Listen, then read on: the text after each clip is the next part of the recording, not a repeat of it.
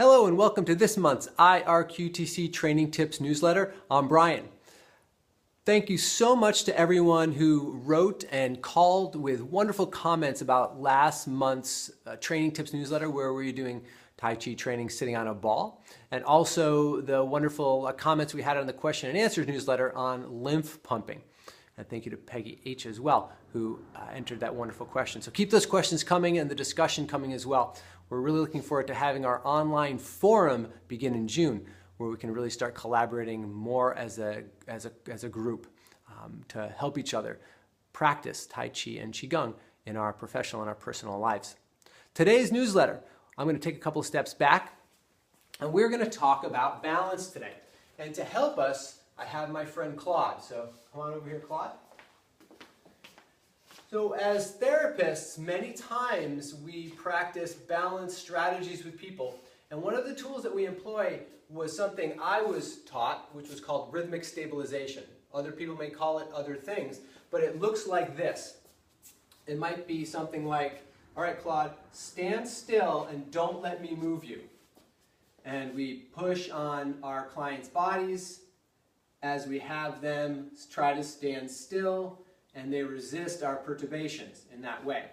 Now, this is a wonderful strategy, wonderful technique. It does teach people to become more stable in their environment.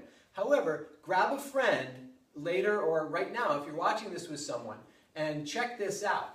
Do a balance test with people, and first ask your subject to stand very stiff and rigid. Okay, so stand very stiff and rigid, and then give them a nudge and check their balance strategies and see how they perform.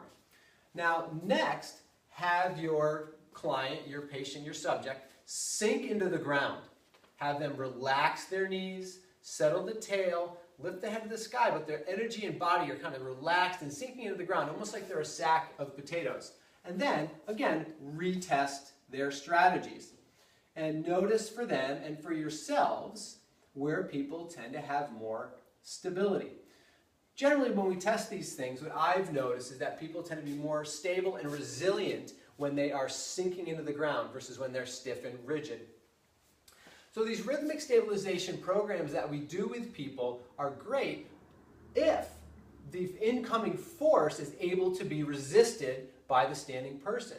If the incoming force is greater than the amount that someone can bolster against, and they'll fall over because it has now exceeded their capacity to resist it, which isn't always optimal, right? So there's a couple other ideas. This is how Tai Chi looks at these things. So Tai Chi would do something called push hands or sensing hands in order to begin building stability and balance, but in a dynamic fashion rather than in a static fashion. One way to try this. Let's have you separate your feet just a little bit, Claude. Step forward with your right foot slightly. And we're just going to hold hands. Now, a couple of ways we can do this. You can hold hands one over another like that, like so. You can hold hands like this, palm to palm facing forward. If your client needs help doing this, they can hold both hands onto your forearm maybe, and then you can support here or stabilize there. So that's okay too. Any of these options work for what we're going to practice. And then what I say is go ahead and follow me, Claude. We've got our hands, and we're going to just move forward and move back.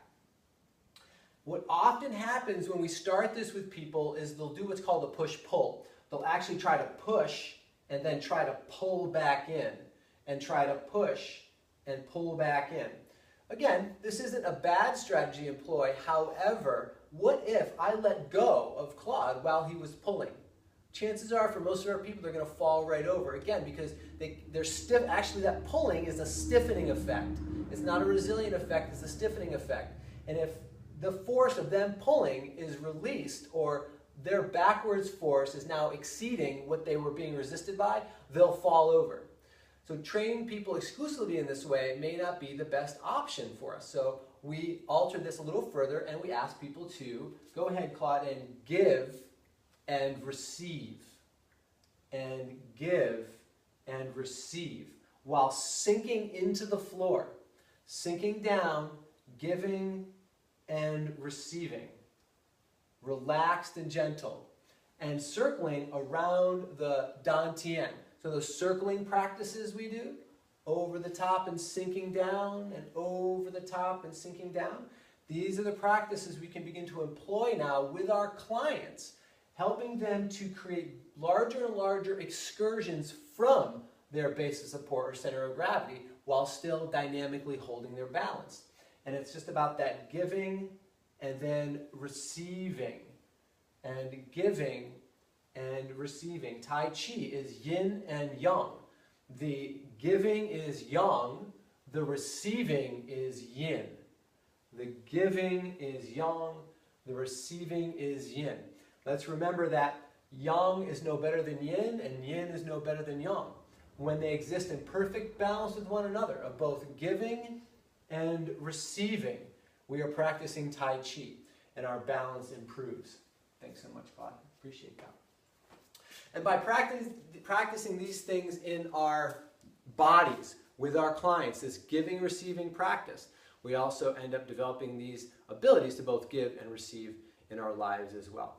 So thank you so much for joining us again this month. Please keep the letters, emails I should say, the emails, the text, and the phone calls coming, and let's continue to build and collaborate this wonderful community that we have to help bring healing back into healthcare. Thanks so much. Have a great month.